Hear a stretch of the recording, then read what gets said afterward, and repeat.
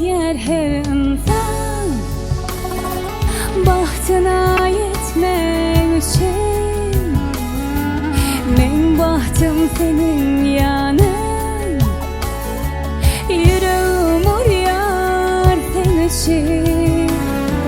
Münkerim şükür eder seni bana berene, geçmez bir gün sensiz ömrümde.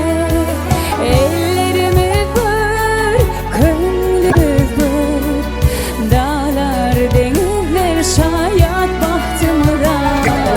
Bu aydın kalbimin yeteğine, ömürlük yarıma kımıltayıma.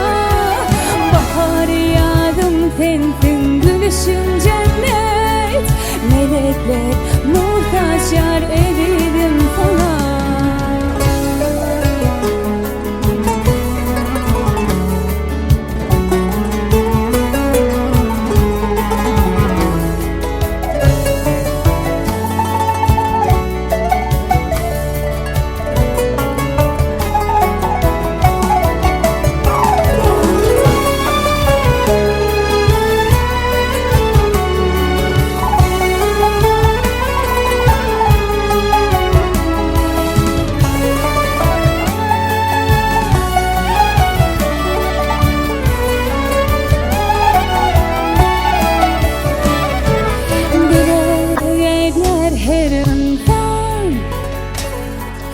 Bahtına yetmek için.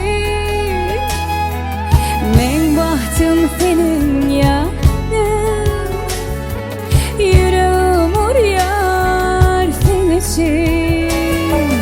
Münkerim şükür eden seni bana berene, geçmez bir gün sensiz ömrümde.